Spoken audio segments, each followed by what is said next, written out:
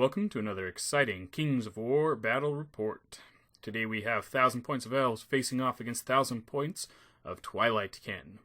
This battle was the result of a Seattle area meetup for Kings of War players and was a really fun event, so looking forward to doing the battle report. Before I dive into the battle, I would like to ask the viewers what they want from these videos. I can't quite keep up the pace of one per week with the dramatic intros, so please vote in the comments for either more videos at a rate of about one per week or less videos, about one every other week, but continued dramatic intros to them. So, alright, that out of the way, let's dive into the game. Scenario is loot. 3 objective markers on the center line of the board. Units can capture them and move around with them, which is really neat. End of the game, all that matters is who has more of them. And for deployment, we'll start with my opponent. On the far left of my side of the board, we have Basusu the Vile, with a really cool looking model to represent him, one of the old vampires from Warhammer. Good model, I think, because it obviously has flying and looks very scary for a small individual model. To his right, we have the Horde of Buccaneers. Absolutely brutal unit. Opponent gave it the Jar of the Four Winds, which increased the range on their throwing weapons from 12 inches to 24 inches, and as you'll see, he used that to very good effect. Behind them is an army battle standard bearer, and then to the right we have a Hydra, a very intimidating monster, and was used very well by my opponent. I think I focused way too much on it, as you'll see, and to very detrimental effect. And then to the Hydra's right is the regiment of the Dark Knights, or something Knights for the Twilight Kin. Really cool looking unit. I really like the chariot in the middle there. Adds it some variety to it. And then on the far right side of the board, his left flank, are the troop of gargoyles. Alright, now let's take a look at my deployment. Starting on my right side of the board, back corner, we have a Bolt Thor. In front of them, a regiment of chariots.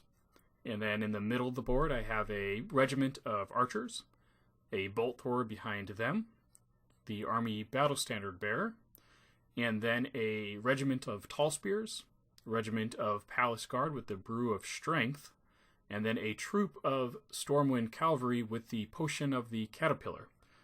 I want to try that with a regiment of these guys, or maybe on the chariots, because I think that's a really good combo with anything with Thunderous Charge.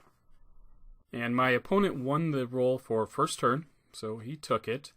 Moved up pretty conservatively. He was very careful. This is a more competitive player than I'm used to playing. So as he was moving, he was checking charge distances very precisely and verifying what had cover and what could see what as he was moving it. So I knew right away that I was in some trouble.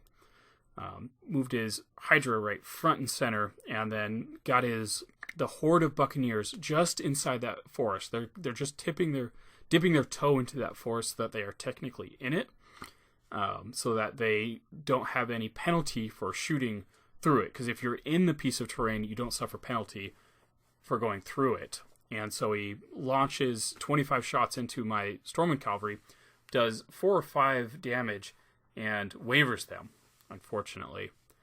But he did make sure he was out of charge range from them anyway. And I think that's pretty much all that happens. Everything else is just positioning. He got Basusu up so that he could charge either my Palace Guard or my Stormwind Cavalry. And then the Hydra grabbed the objective that was in the middle. So my first turn, I think in retrospect I should have been focusing those bolt throwers on the Horde of Buccaneers. They were definitely they were giving him tactical flexibility, and if I could knock them out, then I'd have lots of turns to sit back and shoot the crap out of them while positioning charges with other units. But my opponent was very clever. He put that Hydra right out in the front, made it just too tempting of a target to shoot at. And I'm not really familiar with the Twilight Kin rules yet. They're not official, and so I kind of wait until army lists are official before I really learn them, because they could change. So I didn't know really what the Hydra did. I think he mentioned it had regeneration at the beginning of the battle, but I'd forgotten it already at this point. And it looked really scary. I didn't realize it only had 5 attacks. It gets more attacks as it takes wounds. But anyway, I focused all fire on that Hydra. Archers, 2 bolt throwers, and the chariots. And I did a pretty good 8 points of damage on it. And with its nerve, that was a pretty good chance to waver it. But I didn't. Opponent's turn. He charges into the Storming Cavalry with Basusu. Oh, this guy is brutal. Great looking model. I just love it. But did a couple more points of damage to the cavalry and routed them. It was a real downer to me at that point. And then the Buccaneers, with their 25 shots, focus on the Palace Guard, dealing 8 damage to them. Ouch. I learned some lessons this game. One is to screen expensive units with cheaper units, or be careful where you put your more expensive units. Try and get them behind cover, because I didn't, and I really paid the price here, and I was left with my Palace Guard not really knowing what to do. So this is just my second turn, but I'm already starting to feel pretty demoralized. One of my units has been destroyed already, a pretty high defense unit at that, and my hardest hitting unit, the Palace Guard, aren't looking like they're going to survive long. It was a really tough choice what to do with them. They had 8 wounds on them, and they're only really good if they're in there fighting, and I couldn't just stand there and take hits from that horde of Buccaneers. So I decided just to, at the double, move them straight into the woods, so that, hoping somehow they'd survive the next round and all the shooting, maybe get double ones, or he just totally whiffs his shooting attack, then they could charge into that horde and do some real damage. So not a lot of good options, but I figured better just move forward. And likewise with the tall spears, moved him forward to try and support the Palace Guard and start moving towards those objectives. I did feel the 25 shots from the Buccaneers were putting the pressure on me and making me feel like I had to come to him. In retrospect, I don't know that I did. The Hydra on his turn had healed 5 wounds. It heals on a 5-up with its regeneration, and it had 8 wounds from the first round, and then 5 of them just went away. Just devastating to my personal morale. It was a tough choice at this point, because do I keep focusing on the Hydra and try and take it out, or do I start doing what I should have done the first turn and focusing on other units like the Buccaneers or even the Cavalry?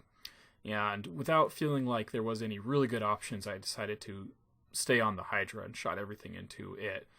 I believe I did just 3 or 4 damage this time, which I think it was 5 damage total. I did 5 damage the second round, which dishearteningly got it back to 8 damage, which is where it had started, and then again failed to waver or rout it. Chariots, meanwhile, stayed back a little bit and fired into the gargoyles. I decided not to charge them. I didn't want to get countercharged by the Hydra. In retrospect, I should have just charged those bastards and taken the hit from the Hydra. It was going to regen most of its wounds anyway and not hit that hard. But I was hoping that 8 shots from the chariots would be able to do 2 or 3 damage to the gargoyles, which is probably odds, and then at least waver them, possibly rout them. But I think I rolled really bad and just did 1 damage, so that didn't work. And my opponent's third turn, he charges into the Palace Guard with the Buccaneers, charges Basusu the Vile into the Bolt Thrower that was in the middle. It's just off the screen here. And then the Heavy Cavalry, he charges into the Spear. It's just not a lot else he can do with them. And then keeps the Hydra pointed towards the Chariots, kind of guarding that flank over on that side, but carefully staying outside of charge range, knowing that he'll sit there and regen all day, so he's kind of forcing me to come to him. The Buccaneers easily routed the Palace Guard. They weren't even in range of anyone with Inspiring, so I was pretty much hoping for a complete whiff on the rolls or the double ones, which I don't know if that was the right move. I didn't feel like there's a lot else I could do with them at that point. As far as the Spearmen, just the other day I was bashing the Spearmen thinking they're almost the same points as the Palace Guard, but they pack way less of a punch. Well, I think that's because I had primarily been playing Forces of Nature, and my normal opponent doesn't have any Thunderous Charge. I gotta say, it really made a difference when that Heavy Cav smashed into them. He only did 4 damage, and I don't think that was unlucky rolls. He seemed to be rolling pretty average. He just went from needing 2 and ups with a rerollable 1 to damage to needing 4s. That was a huge difference. So that was looking okay. So this is the end of his third turn. As you can see, he's just angled the Buccaneers so that they're in a really good position. Had to bounce off the tall spears an inch. And then Basusu can charge anybody he wants. He's individual. And you can't see it, but the gargoyles had actually charged into the other bolt thrower and, of course, wiped them out and then reformed, facing back towards my chariots. So, not looking good. Not looking good. So at this point, I know things aren't going well, and I think, well, at the very least, I'm getting rid of these freaking gargoyles. They should have been gone a long time ago. Dinky little defense 3, 9/11 nerve. The 2 shots that I sent into them should have taken them out. So archers turn to face them, chariots turn to face them.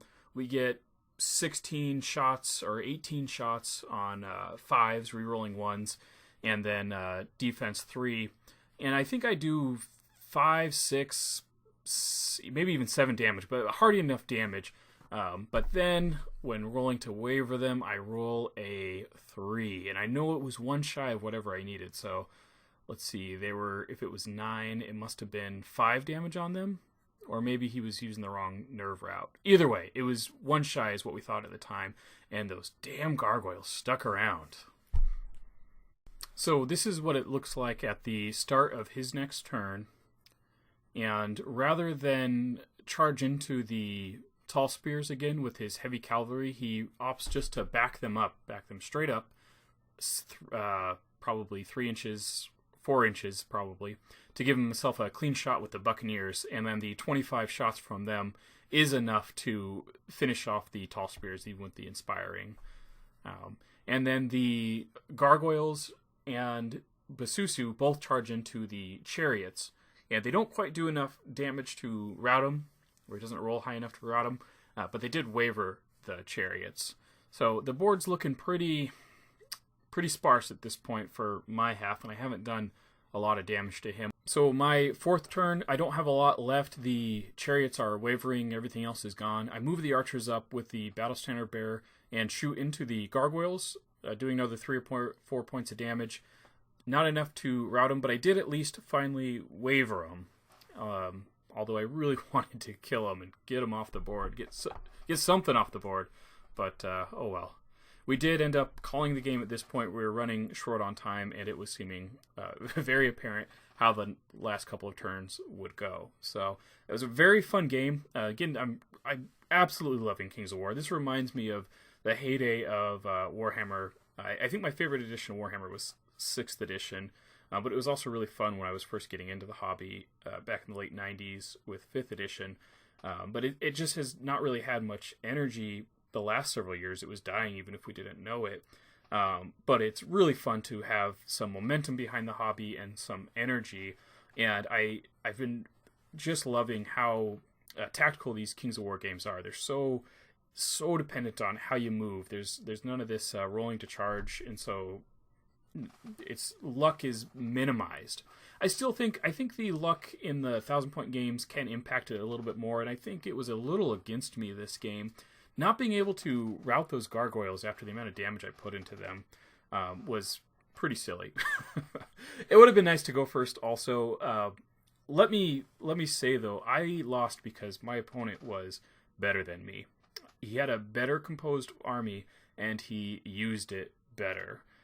So very well done on his part. I was impressed, and I enjoy playing good players. I just think it may have been a little more fun if I had gotten a little more luck, because then I would have lost by a lot rather than a totally devastating loss. But it's all right. There will be a rematch, I hope, sooner than later. And this is just a picture from the game I had played just before the game against the Twilight Kin against an undead player. Again, another really fun game, and I just took 1 or 2 pictures of it, but I thought this was a really cool picture of elf spearmen fighting a horde of zombies. Anyway, great game. I didn't really get a feel for the scenario. I want to try that scenario again because it wasn't really about the objectives. My opponent was so much better than me that he was just tabling me rather than going for those objectives. So look forward to trying that again and playing more Kings of War. So I hope you enjoyed the battle report, I look forward to getting another one out in a week or two here. Again, remember to vote and let me know whether I should be doing one a week or one every other week with the cool dramatic intros. So let me know, and anything else you want to see, put it in the comments, and I'll see you guys next time. Thanks.